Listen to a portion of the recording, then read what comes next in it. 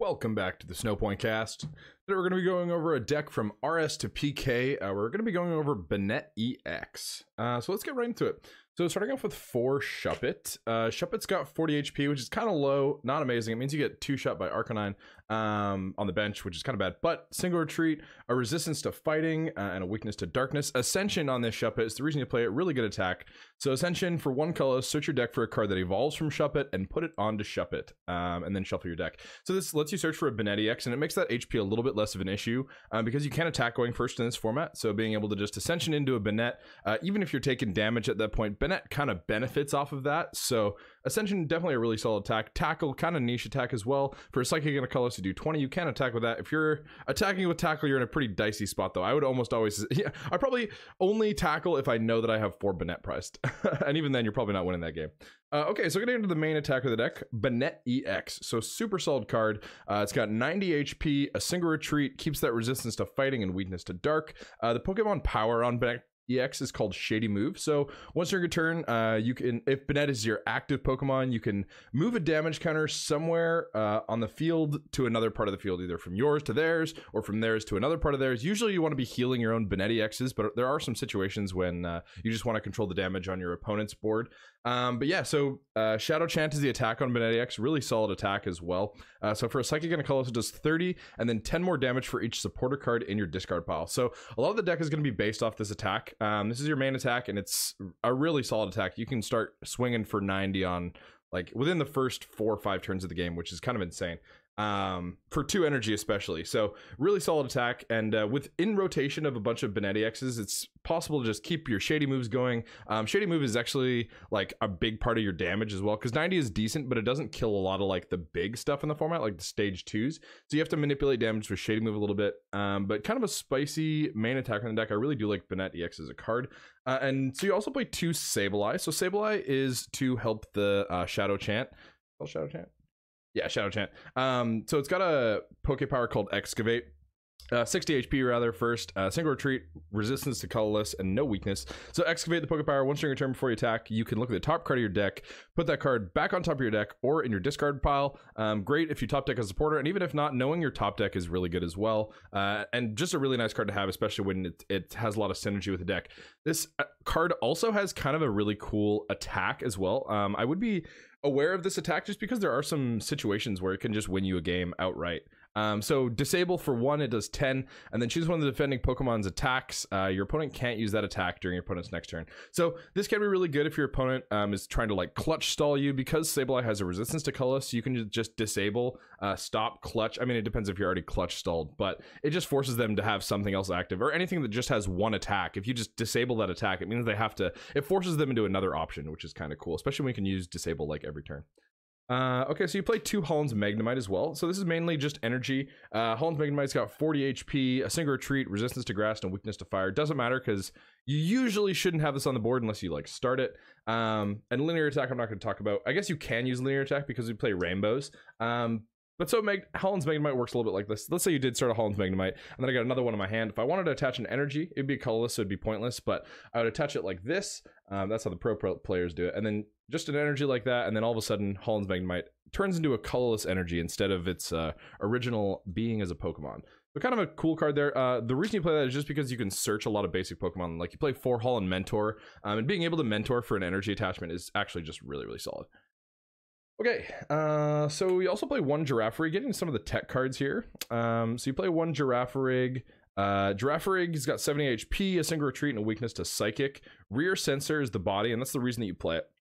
So each player's basic Pokemon, including Pokemon EX, can't use any Poke Power. So this is mainly a Jirachi tech. You play this so that Jirachi can't use, I think it's Stellar Wish? I don't know. I keep mixing up the current Jirachi's ability and the old Jirachi's ability. Either Stellar Wish or Wishing Star. It's Wishing Star. So they can't use Wishing Star, which is super great. And that's really the only reason you play this. You can attack with it. So Foresight, look at the top 5 cards of either player's deck and put them on top of that player's deck in any order you'd like.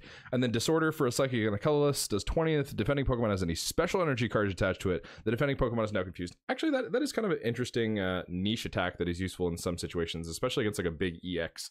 that your opponent's trying to stall out for game. I guess you could disorder, but not as optimal as Banette for sure. So let's play a Jolteon Star. So this is a big damage modifier in the deck. So you play one, it's got 70 HP, single retreat, a resistance to metal, and a weakness to fighting. So Yellow Ray, once on your turn, when you put Jolteon Star from your hand to your bench, you can put 1 damage counter on both active Pokemon. So this is great because it's essentially just a double plus power. Because, you know, with Shady Move, you just get to move that damage counter off, and then you could put it back on your opponent's active if that's what you need. If you don't need to do that, you can put it on their bench. But yeah, it's essentially a double plus power, so that's a really clutch part of Jolteon. And another one that you can search with Holon Mentor, so you can just like mentor for a Magnemite and a Jolteon and a Shuppet or a Sableye or something, depending on what your board looks like. And then all of a sudden, you know, you got a lot of options with these basic Pokemon that can also have utility doing other things. And you can't, I guess you can use agility because you play Rainbow, so I guess we'll talk about it. Lightning Colorless does 40, flip a coin of heads, prevent all effects of attack done to Jolteon Star during your next turn. If you're really in a pinch, I guess you can use this attack, but 3 energy is really hefty. Okay, so you also play the Solrock Lunatone combo. So Solrock, 70 HP, single retreat, weakness to grass. Luna Shade, as long as you have Lunatone in play, each player's colorless Pokemon, excluding Pokemon EX, can't use any Pokepower. So this is mainly to shut off Pidgeot. Pidgeot's a really great power in this format, and you just really can't afford them to be searching their deck for a card every turn. And then Call for Family for 1, search your deck for a Lunatone, put it onto your bench, shuffle your deck, so that's okay. And then Hyper Beam for 1 fighting. You do play Rainbow, so you can use this. If flip a coin of heads, discard an energy attached to the defending Pokemon. Okay, so you also play Lunatone as well. So Lunatone is the second part of this combo. So it's got 60 HP, single retreat, and a weakness to Psychic. Soul Shade, as long as you have Solrock in play, each player's fire Pokemon, excluding Pokemon EX, can't use any Pokepowers. So this is mainly to shut off Magcargo. Magcargo and Pidgeot are two like really big consistency engines that some decks run in this format, and if you allow them to just keep using that smooth over or quick search, it just is really bad for your board, because it can be overwhelming if they could just get a bunch of quick searches off. And so this is one of those combos that you can just search with Holon Mentor. You can get the Lunatone and the Solrock and something else, and then all of a sudden your opponent can't use Pidgeot or Magcargo anymore. The Moon Guidance is actually kind of cool too. So for 1 color, search your deck for a trainer card, select a supporter card, show it to your opponent, put it in your hand. Usually that's going to be a Holon Transceiver, but depending on what your board is, it can be other stuff too. And then Psyshock for 1, flip a coin of heads, the defending Pokemon is now paralyzed. Cool attack as well in some situations. So you get into some of the trainers now. You play 4 Holon Transceiver. So Holon Transceiver is an amazing card, such a good card. Search your deck for a supporter card that has Holon on its name, show it to your opponent, and put it in your hand. Shuffle your deck afterward, or search your discard pile for a supporter card that has Holon in its name, show it to your opponent, put it in your hand. This is great. You usually aren't going to be taking supporters out of your discard pile unless you're at the point in the game where you already have more than 9, because then you're just nerfing Banette's power. But being able to get a Holon supporter out of the deck is really good. Another reason the Holon supporters are good is because they discard a card to use them, and so if you have another supporter card in your hand, you just get to be discarding more supporter cards, and then getting to that max Shadow Chant. Get the max Shadow Chant damage that you can, which is really important for this deck. You want to be getting a Shadow Chant for 90 as soon as you can, and Transceiver helps you get there. You also play 4 Pokemon Reversal. I think this is a super important card in this deck. I hate coin flip cards, but I think that this deck feeds off being able to attack quickly and early, and being able to target whatever on your opponent's board is a big part of the strength of this deck. You know, whether you're hitting their energy or whatever. But Pokemon Reversal, flip a coin of heads, choose one of your opponent's benched Pokemon and switch it with the defending Pokemon. Your opponent chooses the defending Pokemon to switch. Kind of interesting wording there. It's because it used to be double battles, and so you used to have 2 defending Pokemon, so they used to be able to choose the defending Pokemon to switch, but that is no longer a thing. And it's not a thing in this format either. They just worded it like that because it used to be a thing. But yeah, being able to bring up your opponent's bench Pokemon is super clutch. You also play 4 Energy Removal 2. This is one of the cards in the deck that I've been kind of playing with, like testing without it, testing with it. I put them back in just because I think Energy Removal is, again, like you benefit off of this deck by attacking really hard and fast compared to your opponent. Like, you should be hitting harder than your opponent, and definitely more quickly as well. And Energy Removal helps keep that theme going, right? If you can take an energy off your opponent's board, it helps you get that much more ahead. And as soon as you take the like dominant attacking position in this deck, it's really easy to start steamrolling your opponent. And Energy Removal 2 just helps you keep that momentum if you do find that. So this is some interesting tech cards that we're gonna get into. We play 1 Strength Charm. This is kind of a card that I've been testing as well. I think Strength Charm and the next card, Buffer Piece, are both cards with energy removal too that might be interchangeable depending on what kind of build that you have, but I do really like them a lot. So Strength Charm, essentially it's a plus power that you can attach to your active, and then it discards itself at the end of turn. So being able to attack for 10 more can be really good. I mean, if you've already used your Jolteon, there are some like 100 HP Pokemon. That's like pretty much the stage 2 HP, like Metagross has 100 HP. Nidoqueen has 120, but like Pidgeot has 100. There's a lot of 100 HP Pokemon, so being able to push that 90 to one more can be really clutch depending on what your opponent has active. So Strength Charm is great for that. And then you also play one Buffer Piece. I think this card is more of a particular tech for one of the better decks in the format. Like the reason that I put Buffer Piece in this list is because I'm kind of afraid of Ryags, and this deck can get wrecked by Ryags. You play a ton of Poke Powers and Poke Bodies, so you can get sniped a lot by Ryags, and that can be no fun, especially when if they're like trading a one shot on your Banette X and sniping you. Like if they're setting up 20 damages, you can prevent that a fair amount by just like keeping your board mitigated and being careful of what Poke Power Pokemon you drop. But if they get a Raichu going with 3 energy or a Scramble, and they're able to like bump your Crystal Beach, which we'll go over in just a second, then they can just one-shot you with the Raichu's second attack. I forget what that attack is, but for 90, they just discard all their energy, and then they hit 90, which is Banette X's HP, and that's really bad. You really can't afford to just be getting one-shot by a one-prizer. That's an awful trade. And so Buffer Piece helps you prevent that because you're taking 20 less damage. It's the same thing as Strength Charm, but you get discarded at the end of the turn. But you take 20 less, so Raichu can't just swing and knock it out of nowhere. And depending on what the board looks like if they only have one Raichu in play, they can't really, like, depending on what you have, they can't really afford to just not be attacking. So Buffer Piece helps you to like have that stall turn where you're like, okay, well, you can use that a Thunder or something. I forget what the attack is, but you can use that attack. However, you're not going to kill me. So the benefit to them is they're probably just going to keep spreading, which is better for your overall long game because you can shady move those damage counters off. But if you get knocked out, you can't shady move the damage counter. So that's one of the reasons Buffer Piece is in there. And I do really like that card, especially in the Ryags matchup. It is pretty important, I think. So deck also plays 4 Crystal Beach. Crystal Beach is a really good card, such a good stadium card. Each special energy that provides 2 or more energy, both yours and your opponent's, now provide only 1 colorless energy.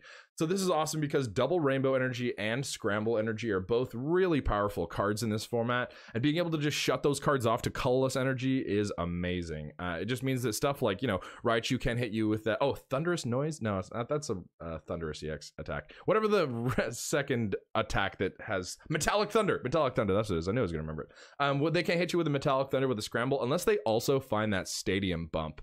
So you play 4 just because it's such a good stadium and you want it to be in play at all times, and you only play either colorless, rainbow, or psychic energy, so it's not a big deal to you. It doesn't hurt you at all.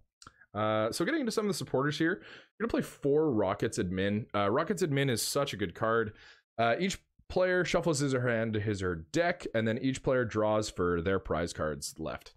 So really good in the early game. I mean, it's a good draw early game, just a good supporter to have in the late game as well. Just if you're, usually this deck ends up going ahead on prizes, but if you do end up falling behind a little bit, Rockets Admin could be one of those cards that helps you get back. And it's just like, honestly, when you're playing, this deck plays a lot of supporter cards because you attack based off the supporters in your discard. But Rockets Admin is one of those cards that's just like so good in general that when you're playing a deck that benefits off having supporters, you may as well play 4. Not every deck plays 4, but this deck definitely wants.